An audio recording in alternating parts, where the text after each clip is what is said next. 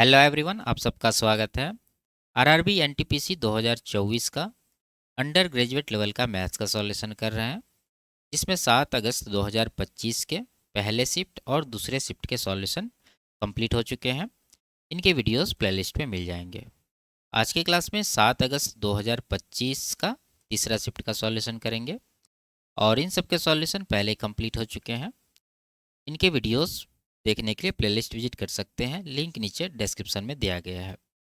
तो शुरू करते हैं। उससे पहले चैनल पर नए हैं तो चैनल को सब्सक्राइब कर लीजिए। आगे बढ़ते हैं। पहला सवाल है, साक्षी ने एक खिलौना 456 रुपया में खरीदा। ठीक है, उसे 20 रुपया की लागत से सजाया और खिलौने को 612 रुपया में बेच दिया। हानि या लाभ प्रतिशत ज्ञात कीजिए। साधारण सा सवाल है। 456 में खरीद के 20 रुपया एक्स्ट्रा उस पर सजाने में खर्च किया, तो टोटल कॉस्ट प्राइस कितना हो गया? 456 + 20 यानी कि 476। अब इस प्राइस के सामान को आप बेचेंगे 612 रुपया में, तो आपको कितना प्रॉफिट होगा? घटा के लिख लीजिए। तो 12 रुपया इधर और 124 रुपया इधर, कुल मिला के 136 रुपया का प्रॉफिट है। किसके ऊपर? 476 के ऊपर। तो ये कितना परसेंट है वही आपको निकालना है। तो 100% से इसको गुना कर देंगे। देखिए ये 17 से कट रहा है तो नीचे भी जरूर कटेगा। तो 17 से काट देंगे इसको 8 बार में। 17 दूना 34, 13 बचा 136 हुआ, 17 अट्ठे 136, 4 दूना 8, 4 सत्ता 28। अब नहीं कटेगा। ऊपर 100 गुना 2 200 और नीचे 7, 200/7% इसका आंसर है और ये प्रॉफिट होगा। ऑप्शन नंबर 4 में दिया हुआ है लाभ के साथ, ये इसका करेक्ट आंसर है। आगे, एक समबाहु त्रिभुज की प्रत्येक भुजा की माप 13 सेंटीमीटर है। इसका परिमाप ज्ञात कीजिए। ठीक है, तो समबाहु त्रिभुज का परिमाप निकालने के लिए क्या करते हैं? 3 गुना भुजा। 3 गुना भुजा कितना है? 13। तो 13 गुना 3 39। इस सवाल का आंसर होगा ऑप्शन नंबर 4। आगे, एक शर्ट का अंकित मूल्य 900 रुपया है। इसे 10% की छूट देकर बेचा जाता है। विक्रय मूल्य ज्ञात कीजिए। देखिए 900 रुपया के शर्ट पर आप 10% का डिस्काउंट देते हैं। सीधा सीधा है, आप 90 रुपया यानी 900 का 10%, 90 रुपया इसमें माइनस करिए तो 810 रुपया आपका सेलिंग प्राइस होगा। ऑप्शन नंबर 4 में दिया हुआ है। आगे, 58,300 रुपया को ए, बी और सी के बीच इस प्रकार बांटा गया कि ए का 4 गुना बराबर है बी का 9 गुना बराबर है सी का 3 गुना। ए का हिस्सा ज्ञात कीजिए। ठीक है, लिख लीजिए इसको। ए का 4 गुना मतलब 4A बराबर है बी का 9 गुना यानी 9B और ये बराबर है सी का 3 गुना यानी कि 3C। अब यहाँ से आपको ए, बी और सी का रेशियो निकालना है। तो उसके लिए हम लोग क्या करते हैं? देखिए ए का निकालना है तो ए का ये 4 छोड़ दीजिए, बाकी दोनों को गुना करिए, 9 या 27 ए का आ जाएगा। उसके बाद बी का निकालना है तो 9 को छोड़ देंगे जो बी के साथ है, तो बचा 4 और 3, तो 4 या 12 आ जाएगा बी में। सी का निकालना है तो सी का ये 3 छोड़ दीजिए, तो बचा क्या? 9 और 4, तो 9 चौके 36 यहाँ पर आ जाएगा। इसको एक बार कटा सकते हैं 3 से। 3 से 9 बार में, 3 से 4 बार में, 3 से 12 बार में। तो ये जो है आपका रेशियो है ए, बी और सी का। इसमें ए का हिस्सा पूछ रहा है। टोटल राशि कितना है? 58,300। तो निकाल दीजिए। 58,300 का कितना हिस्सा निकालना है? ए का है 9 हिस्सा, तो 9 का निकालेंगे किसके ऊपर? टोटल जोड़ के 9 4 13 12 25 हो रहा है। ठीक है, तो ये कैलकुलेट करने के बाद आपका आंसर आएगा। देखिए 25 से तो ये कट ही जाएगा क्योंकि लास्ट में 2 जीरो है, और 9 बच जाएगा यानी 9 का मल्टीपल आंसर होगा। चेक कर लीजिए कौन सा ऑप्शन है। पहला अगर देखें तो 9 9 2 1 3 नहीं है 9 का मल्टीपल। ये 5 2 7 2 9 इधर 2, ये भी 9 का मल्टीपल नहीं है। 9 1 10 2 12 ये भी नहीं है। एक ही ऑप्शन बचा, ये इसका करेक्ट आंसर हो जाएगा। आप चेक भी कर सकते हैं। 8 8 16 2 18 9 27, 9 का मल्टीपल हो रहा है, तो ये इसका करेक्ट आंसर है। आगे, वह सबसे छोटी संख्या ज्ञात कीजिए जिसे 4519 में जोड़ने पर प्राप्त योगफल 30 से पूर्णतः विभाज्य हो जाए। ठीक है, देखिए अगर कोई संख्या 30 से पूर्णतः विभाज्य है, इसका मतलब उस संख्या के लास्ट में यानी इकाई अंक क्या होना चाहिए? 0 होना चाहिए, क्योंकि जिससे हम भाग दे रहे हैं उसका भी इकाई अंक क्या है? 0 है। तो देख लीजिए नंबर है आपके पास 4519।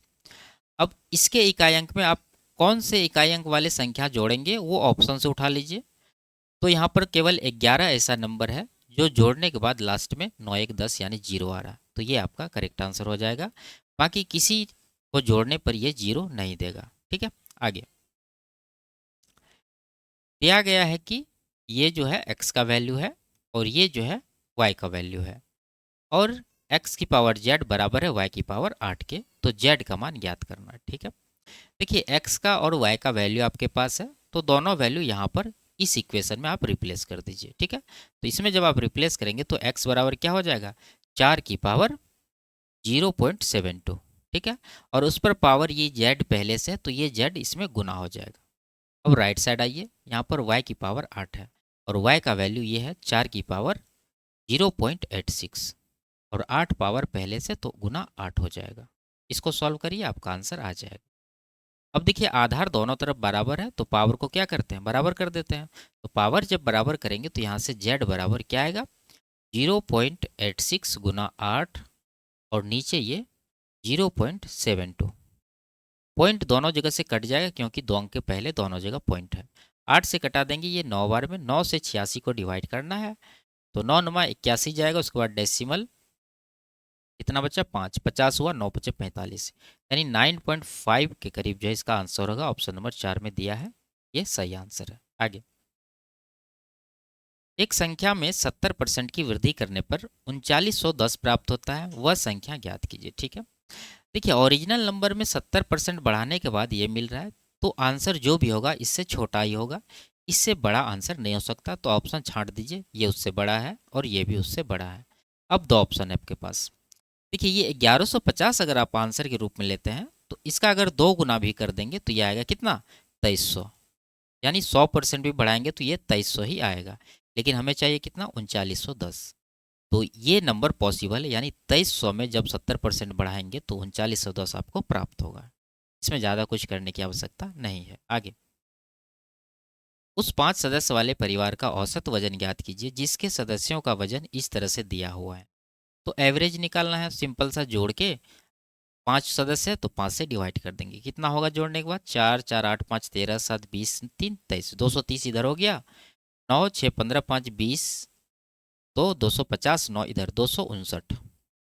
259 को 5 से डिवाइड करेंगे क्योंकि 5 मेंबर है इसमें, तो 25 25 5 1 का 5 5 अट्ठे 40, तो 51.8 इसका सही आंसर होगा। आगे, एक व्यक्ति 72 किलोमीटर प्रति घंटा की चाल से कानपुर से लखनऊ जाता है और उसी मार्ग से 90 किलोमीटर प्रति घंटा की चाल से कानपुर वापस आता है।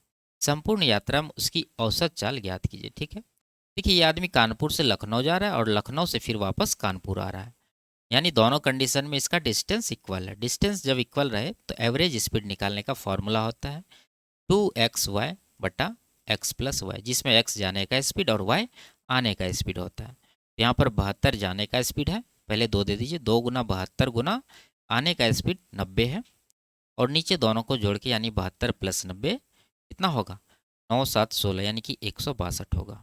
इसको कटा दीजिए, आपका आंसर आ जाएगा। तो ये देखिए 18 से 4 बार में, 18 से 9 बार में, 9 से ये कट जाएगा 10 बार में, 4 दूना 8 धाई 80 किलोमीटर प्रति घंटा इस सवाल का आंसर है, ऑप्शन नंबर 3। आगे, एक जिले की जनसंख्या 3,51,000 है, जिसमें से 1,64,000 पुरुष है। 14% जनसंख्या साक्षर है। यदि 14% पुरुष साक्षर है तो कितने प्रतिशत महिलाएं साक्षर है। ठीक है, तो इसका जो आंसर होगा वो क्या होगा, 14% ही होगा, ऑप्शन नंबर 1। क्यों, क्योंकि आप देख रहे हैं कि ओवरऑल जो जनसंख्या है वो 14% साक्षर है, और इन जनसंख्या में कौन कौन शामिल है, पुरुष और महिला, यानी मेल और फीमेल। तो इसमें मेल कह रहा है 14% जो है साक्षर है, तो मेल जब 14% है और ओवरऑल भी 14% है तो फीमेल भी 14% ही होगा। तो इस तरह से आपका आंसर क्या होगा, ऑप्शन नंबर 1। ठीक है, ज़्यादा रेशियो वगैरह निकालने की आवश्यकता नहीं है। आगे, ए बी और सी ने क्रमशः 63 35 और 42 के अनुपात में एक राशि का निवेश किया। यदि वर्ष के अंत में उन्हें कुल इतना रुपया का लाभ हुआ तो बी और सी के हिस्से में कितना का अंतर था। ठीक है, देखिए टोटल प्रॉफिट कितना है इसका, 5120 रुपया। इसमें किसका निकालना है, बी और सी का डिफरेंस। देखिए तीनों का रेशियो ये है और सभी जो है 7 का मल्टीपल, आप 7 से इसको कटा दीजिए। 7 से अगर आप इसको कटाएंगे तो 7 नमा 63, 7 पचे 35 और 7 छः के 42। ठीक है, तो इसमें बी और सी का डिफरेंस कितना है, 6 और 5 का डिफरेंस 1। तो 1 का वैल्यू निकालना है किसके ऊपर, 9 5 14 6 20 के ऊपर। तो ये हो जाएगा, 0 कट जाएगा 2 से, ये 512 कट जाएगा 256 बार में। तो यही इस सवाल का सही आंसर है, ऑप्शन नंबर 2। आगे, यदि माता की आयु का 2 गुना उसकी पुत्री की आयु के 4 गुने से 26 वर्ष अधिक है और पुत्री की आयु का 3 गुना माता की आयु से 2 वर्ष कम है, तो माता और पुत्री की आयु के बीच का अंतर कितना है? इक्वेशन बनाना होगा। देखिए, मान लीजिए माता का आयु m यानी मदर और पुत्री का आयु d यानी डॉटर। तो यहाँ पर माता का 2 गुना जो है वो अधिक है पुत्री से, तो माता की आयु का आगे रखें यानी कि 2m आगे रखेंगे, उसमें माइनस कर देंगे पुत्री का 4 गुना यानी कि 4d, बराबर डिफरेंस कितना है? 26 वर्ष का। ये आपका पहला इक्वेशन हो गया। दूसरा इक्वेशन क्या होगा? पुत्री की आयु का 3 गुना माता की आयु से 2 वर्ष कम है, तो यहाँ भी माता की आयु अधिक है, तो m माइनस पुत्री का 3 गुना यानी कि 3d बराबर हो जाएगा 2 वर्ष। यह आ गया आपका दूसरा इक्वेशन। तो m को इक्वल कर लीजिए, ज़्यादा आसान है, तो 2 से गुना करेंगे तो ये 2m हो जाएगा और उसके बाद घटा दीजिए। ठीक है, पहला में से दूसरा इक्वेशन को घटा दीजिए, तो ये कट ही जाएगा। ये कितना होगा? 4d, इधर 3 दूना 6d, तो 6 में से 4 घटा 2 यानी कि 2d यहाँ से आ गया। इधर 2 दूना 4, 26 में 4 माइनस करेंगे 22, तो 2 से ये कट गया 11 बार में, तो d का वैल्यू क्या आ गया? 11।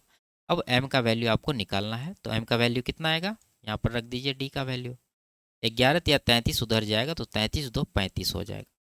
इन दोनों का डिफरेंस आपसे पूछा जा रहा है, 24 वर्ष का डिफरेंस है, ऑप्शन नंबर 2 में दिया हुआ है। आगे, ए बी को एक मैकबुक 60% की हानि पर बेचता है और बी सी को मैकबुक 25% लाभ पर बेचता है। यदि सी ने मैकबुक इतना में खरीदा तो ए के लिए मैकबुक की कीमत कितनी थी? ठीक है, तो देखिए, मान लीजिए कि ए का जो प्राइस है मैकबुक का वो ₹100 था। अब आता है यहाँ पर, ए किसको बेचा है? बी का, तो बी का वैल्यू कितना होगा? 60% की हानि पर बेचा, 60% का फ्रैक्शन होता है 3/5, यानी 5 पर 3 का नुकसान हुआ, तो बी का कितना में? 2/5 में। ठीक है, तो ये जो वैल्यू है ये बी का कॉस्ट प्राइस हो गया। अब बी ने क्या किया है? बी ने सी को बेचा है 25% के लाभ पर, इसका फ्रैक्शन 1/4 यानी 4 पर 1 का प्रॉफिट लेकर बेचा है, तो वैल्यू बनेगा 5/4। ये हो गया। और इस प्राइस पर सी ने खरीदा है, तो ये सी का प्राइस है, लेकिन सी का एक्चुअल प्राइस भी दे रखा है 47,236, तो ये 47,236 के बराबर कर देंगे। कटाइए इसको, 5 5 कट जाएगा 2 से, ये 2 बार में, तो x बराबर कितना होगा? इसका 2 गुना है, यानी 94,472, 94,472, ऑप्शन नंबर 1 में दिया हुआ है। आगे, ट्रेन ए स्टेशन एम से 7:50 AM पर निकलती है और उसी दिन 2:50 PM पर स्टेशन एन पहुंचती है। ट्रेन बी स्टेशन एन से 9:50 AM पर निकलती है और उसी दिन 2:50 PM पर स्टेशन एम पहुंचती है। ट्रेन ए और बी के मिलने का समय ज्ञात कीजिए। ठीक है, देखिए, इस सवाल में ना ही दोनों स्टेशन के बीच का दूरी दिया है यानी डिस्टेंस, और ना ही दोनों ट्रेन में से किसी ट्रेन का स्पीड दिया है, केवल टाइम है और मिलने का समय हमसे पूछा जा रहा है। तो कैसे निकलेगा? देखिए, मान लीजिए कि ये जो है आपका स्टेशन एम है और ये जो है आपका स्टेशन एन है, तो इन दोनों को मिला दीजिए। अब क्या कह रहा है कि ट्रेन ए जो है वो एम से इतना बजे निकलती है, तो ट्रेन ए को हम लोग एम से खोलेंगे जो एन की दिशा में जाएगी, और दूसरी ट्रेन बी है जो एन से खुलती है, यहाँ से बी को खोल देंगे, ये एम की दिशा में आएगी। ठीक है, अब दोनों का टाइम निकाल लीजिए। टाइम अगर निकालें तो देखिए, ट्रेन ए जो है 7:50 में खुलती है, 2:50 में पहुंचती है, तो टोटल कितना घंटा का हो गया? 7 5 12, 5 घंटा इधर 2 घंटा इधर, टोटल 7 घंटे का टाइम ए के द्वारा लिया गया है, और बी के द्वारा 9:50 से 2:50 टोटल हो गया 5 घंटा, तो 5 घंटे का टाइम बी के द्वारा लिया गया है। तो अब हम लोग क्या करेंगे? एम और एन का डिस्टेंस मान लेंगे इन दोनों का एलसीएम, यानी दोनों के टाइम का एलसीएम जो कि होगा 35, तो 35 किलोमीटर का डिस्टेंस एम और एन के बीच का मान लीजिए। ठीक है, अगर अब स्पीड निकाले ए का तो कितना आएगा? 35 माने हैं डिस्टेंस, टाइम है 7, तो 7 से 35 को डिवाइड करेंगे तो ए का स्पीड आएगा 5 किलोमीटर प्रति घंटा, और बी का कितना आएगा? 5 से 35 को डिवाइड करेंगे तो 7 किलोमीटर जो है प्रति घंटा, वो बी का स्पीड होगा। क्लियर है? अब देखिए, ये जो ट्रेन ए है वो पहले खुल रही है 7:50 में, और ट्रेन बी जो है 9:50 में खुल रही है, यानी ट्रेन ए जो है 2 घंटा पहले चल रही है। तो ए के द्वारा आप क्या करिए? पहले 2 घंटे में तय किया गया दूरी निकालिए, तो 2 गुना ए का स्पीड क्या है 5, तो 5 से गुना करेंगे तो 10 किलोमीटर का डिस्टेंस जो है ए ने कवर कर लिया है बी के खुलने तक का समय में। ठीक है, तो टोटल डिस्टेंस 35 था, 35 में 10 जो है ए ने कवर कर लिया, तो बचा कितना, 35 में 10 माइनस करने के बाद 25 किलोमीटर। अब दोनों ट्रेन साथ में चलने लगी क्योंकि इस टाइम पर बी भी खुल गई, तो अब ये 25 किलोमीटर के डिस्टेंस को दोनों के रिलेटिव स्पीड से कवर किया जाएगा और दोनों विपरीत दिशा में चले, यानी दोनों एक दूसरे की दिशा में चल रही है। तो कितना टाइम लगेगा, 25 किलोमीटर को डिवाइड करेंगे, इसका चाल 7 है और इसका 5 है, तो 7 5 12 से, तो 12 से जब डिवाइड करेंगे तो कितना आएगा, 12 दूना 24 जाएगा, उसके बाद 1/12 बच जाएगा। तो ये हो गया आपका 2 आवर, और 1/12 को मिनट में बदलेंगे तो 60 से गुना करेंगे तो 5 मिनट यहाँ से आएगा, यानी 2 घंटे 5 मिनट के बाद ये ट्रेन मिल जाएगी।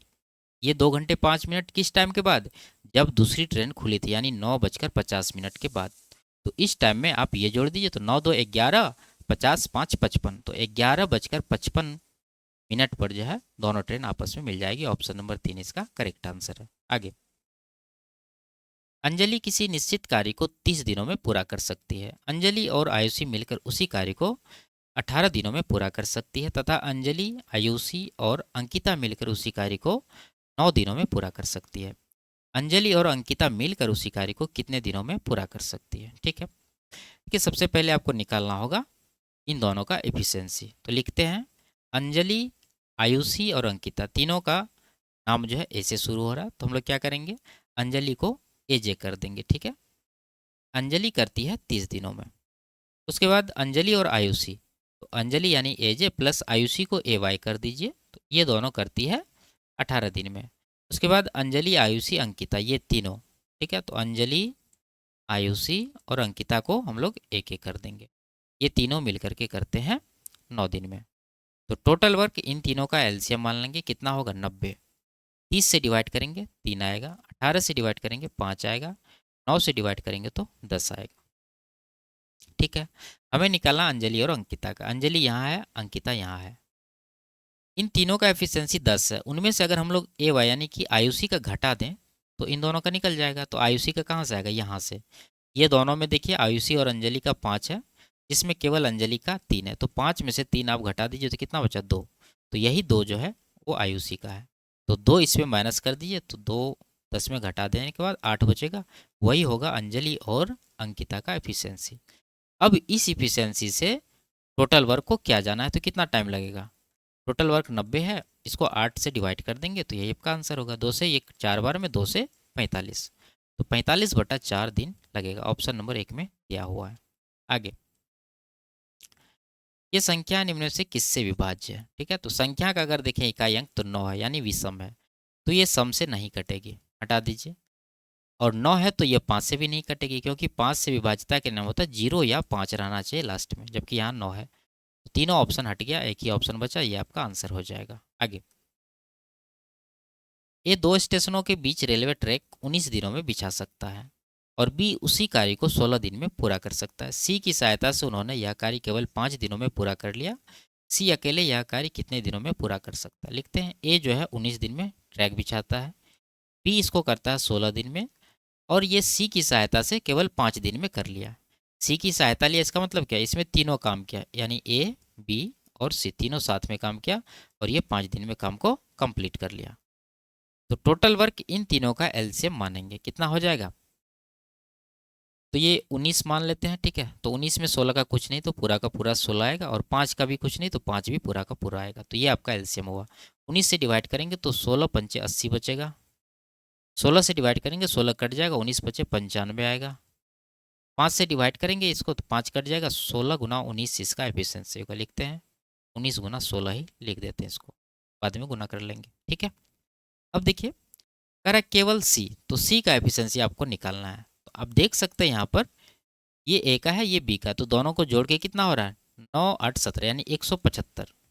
तो ए और बी दोनों का टोटल एफिशिएंसी 175 है। अब यहाँ देख लीजिए ए बी सी यानी तीनों का एफिशिएंसी ये है, गुना करिए, 16 गुना 19 करना, तो 16 गुना 20 करिए, कितना होगा 320, उसमें 19 माइनस करेंगे तो 301, ये 320 उसमें 16 माइनस करेंगे तो 304 आएगा। अब 304 तीनों का एफिशिएंसी, जिसमें ए और बी का 175 है, वो माइनस कर दीजिए तो किसका आ जाएगा? सी का। कितना आएगा? ये 9 और यहाँ पर 2 और यहाँ पर 1, 129। अब इस वर्ग को 129 से डिवाइड कर दीजिए, यही आपका आंसर होगा। तो कर देते हैं यहीं पर डिवाइड 129। तो ऊपर देखिए 9 छाके 54, 4 पंचे 20, यानी इकाई अंक 0 आ रहा है। देखेंगे सबके नीचे तो 129 है ही। चेक करिए यहाँ से, 9 गुना 9 81, 81 में 1 जोड़ेंगे 82, यानी इकाई अंक 2 आ रहा है। आंसर नहीं हो सकता है, 0 आना चाहिए। 9 1 9 1 10, इकाई अंक 0 आ रहा है, आंसर हो सकता है। 9 3 27 1 28, 8 आ रहा है, नहीं हो सकता है। 9 गुना 0 0 प्लस 1 1 होगा, ये भी नहीं हो सकता है। एक ही ऑप्शन बचा आपके पास, दूसरा ऑप्शन इसका सही आंसर होगा। आगे, दो धनात्मक संख्याओं का गुणनफल 2880 है। यदि पहली संख्या दूसरी संख्या की 5 गुनी है तो दोनों संख्या ज्ञात कीजिए। ठीक है, देखिए क्या कर रहा है कि पहली संख्या दूसरी संख्या की 5 गुनी, तो हम लोग दूसरी संख्या को x मान लेंगे। तो पहली संख्या क्या होगा? x का 5 गुना यानी 5x। दोनों को गुना करिए तो कितना आएगा? 5x²। जबकि दोनों का गुणनफल यहाँ पर दे रखा है 2880, तो इसको 2880 के बराबर करेंगे। 5 से कटाएंगे, 25 25, 5 से 35, 5 6 30, 576। यानी x² का वैल्यू 576 है, तो x का वैल्यू क्या होगा? 24। आप जानते हैं कि 24 का स्क्वायर 576 होता है। अब जब x का वैल्यू निकल गया, दोनों संख्या भी निकाल लेंगे, और दोनों का योग हमसे पूछा जा रहा है। तो यहाँ पर योग देखिए, 5x + x, ये हो जाएगा 6x। तो 6x का वैल्यू आपको निकालना है, तो यहाँ पर रख लीजिए। तो 6 गुना 24, यानी कि 24 या 72 दुना 144 आपका करेक्ट आंसर होगा, ऑप्शन नंबर 1। आगे, उस बड़े वृत्त की परिधि ज्ञात कीजिए जिसे 126 मीटर और 226 मीटर भुजाओं वाले एक आयत के अंदर पूर्णतः खींचा जा सकता है। ठीक है, देखिए आयत के अंदर जब कोई वृत्त खींचा जाता है तो वृत्त का जो व्यास होता है वो आयत की चौड़ाई यानी कि छोटी भुजा के बराबर होता है। तो डी यहाँ से क्या हो जाएगा? 126। तो रेडियस इसका कितना होगा? इसका आधा यानी कि 63। 63 को आप क्या बोल सकते हैं? 7 गुना 9, यानी 7 9 63। और आप जानते हैं कि अगर किसी वृत्त का रेडियस 7 होता है तो परिधि इसका कितना होता है? 44। तो त्रिज्या यहाँ पर 9 गुना हुआ, तो परिधि का भी 9 गुना कर दीजिए। तो 9 चौके 36, का इंक 6 आना चाहिए, एक ही ऑप्शन में है, ये इसका करेक्ट आंसर हो जाएगा। ठीक है, आगे,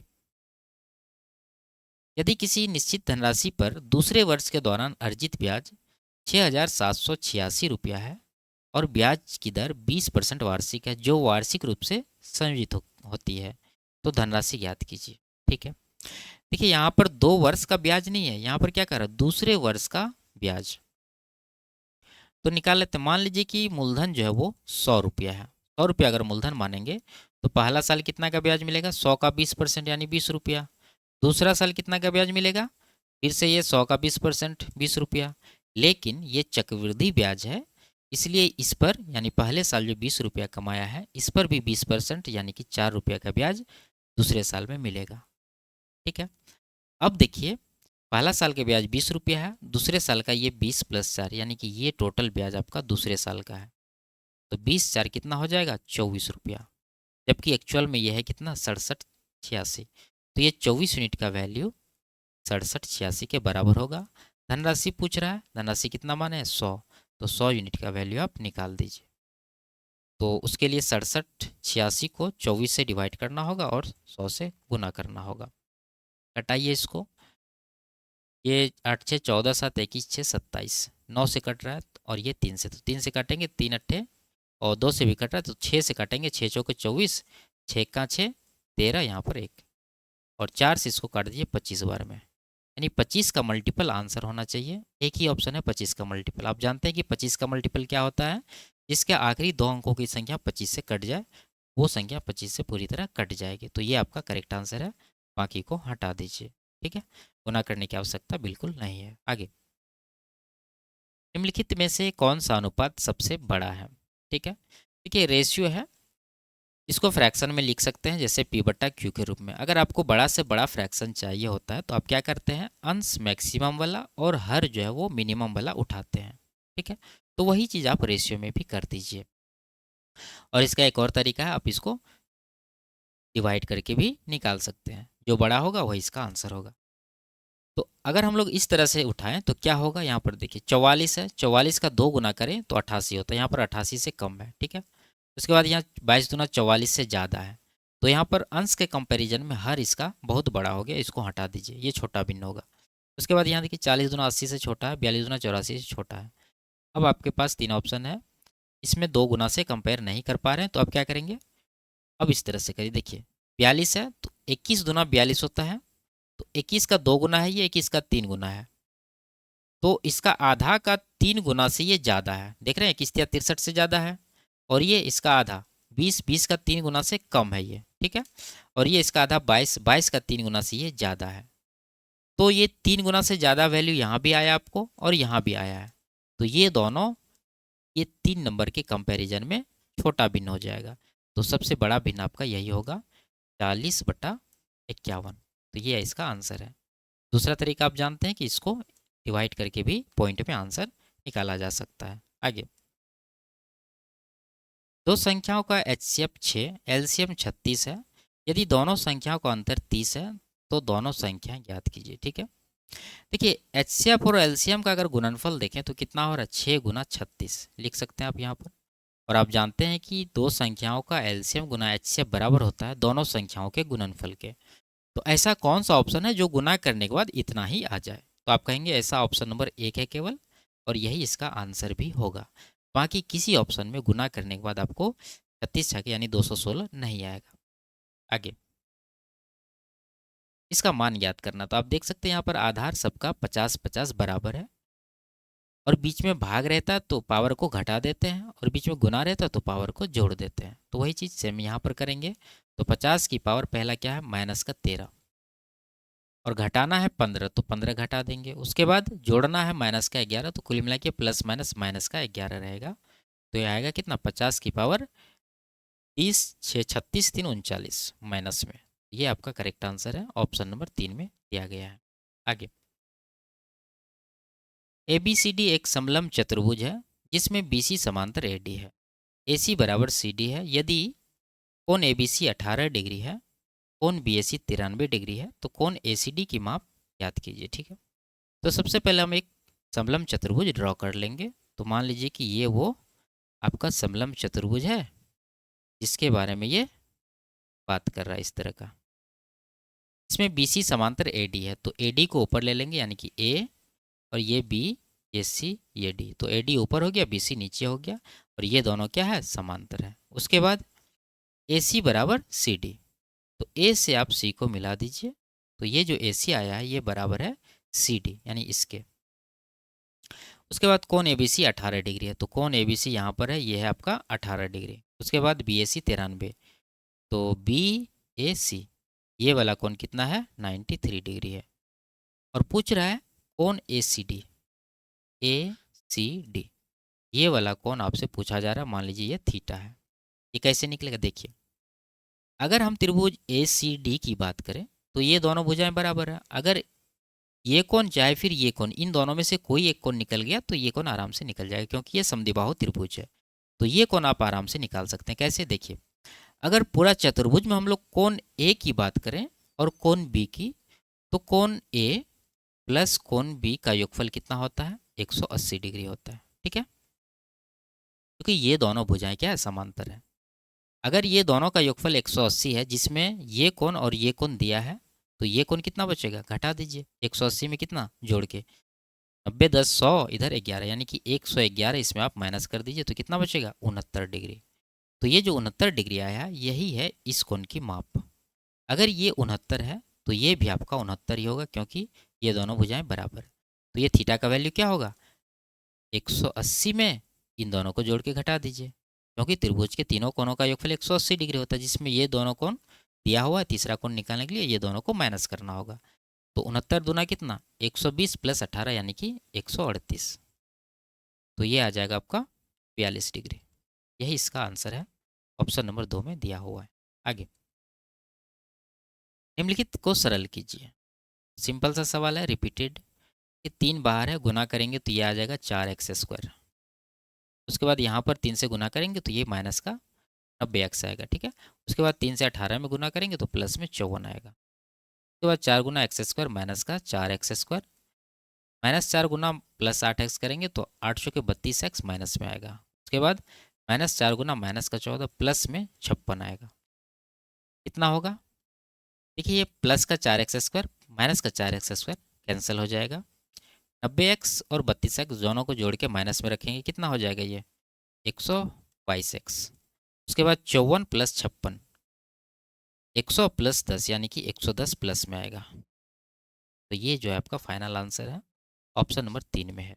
आगे इसको सरल करना है तो देखिए क्या है ये है सेक स्क्वायर बीटा माइनस ये क्या है 1 देखिए कॉसेक स्क्वायर बीटा -1 क्या होता है कॉट स्क्वायर बीटा, और 1/कॉट स्क्वायर को आप क्या लिख सकते हैं टेन स्क्वायर। तो ये वैल्यू हो गया आपका सेक स्क्वायर बीटा माइनस का टेन स्क्वायर बीटा, और इन दोनों का डिफरेंस क्या होता है 1 होता है। ठीक है, sec square theta minus tan square theta 1 होता है। तो ऑप्शन नंबर 4 आपका करेक्ट आंसर है। आगे प्रथम 170 सम संख्याओं का औसत ज्ञात कीजिए। आप जानते हैं कि प्रथम n सम संख्याओं का औसत क्या होता है n+1 होता है। तो n यानी कितने नंबर है 170, तो 170 प्लस का 1 करेंगे तो 171 आपका आंसर होगा, ऑप्शन नंबर 2। आगे एक स्टेनलेस स्टील की बोतल का अंकित मूल्य 1200 है। 10% और 5% की दो क्रमिक छूट के बाद विक्रय मूल्य ज्ञात कीजिए। देखिए आसान डेटा है, आप डायरेक्ट घटा लीजिए। तो 1200 में 10% पहले घटाए यानी 120 घटाएंगे तो क्या बनेगा वैल्यू 1080। उसके बाद 1080 का 5% इसमें घटाइए तो 1080 का 10% 108 होगा, उसका आधा 54 इसमें घटा दीजिए तो बचेगा वैल्यू 1000 कितना 26। तो यही आपका सेलिंग प्राइस होगा। ऑप्शन नंबर कौन सा है 1026 के साथ 2 नंबर, ये इसका करेक्ट आंसर है। आगे सपना ने 20,900 की धनराशि में से कुछ धनराशि 10% वार्षिक साधारण ब्याज की दर से और शेष धनराशि 9% वार्षिक साधारण ब्याज की दर से निवेश की।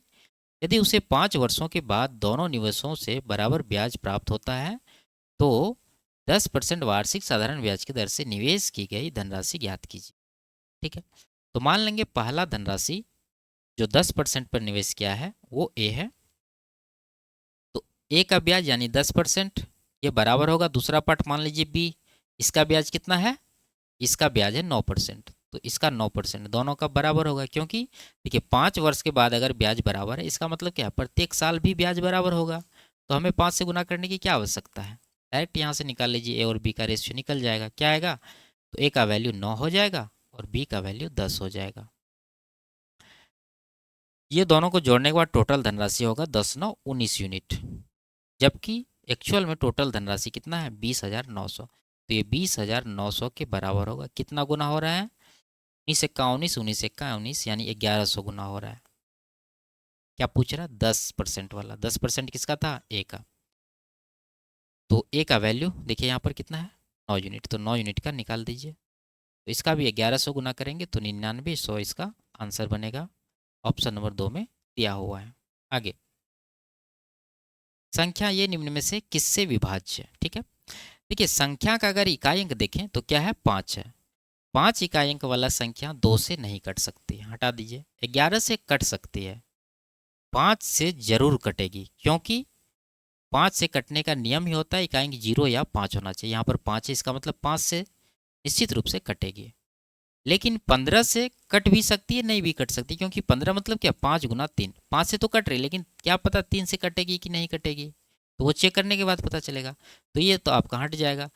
अगर हमें यहाँ पर पता चल गया कि ये 5 से जरूर कटेगी तो आगे चेक करने की आवश्यकता भी नहीं थी, तो ये आपका आंसर हो जाएगा। आगे तो ये लास्ट सवाल था। वीडियो आपको कैसी लगी कमेंट में ज़रूर बताइए। अच्छी लगी तो वीडियो को लाइक शेयर और चैनल को सब्सक्राइब कर लीजिए। फिर मिलते हैं अगले क्लास में, तब तक के लिए बाय बाय, टेक केयर।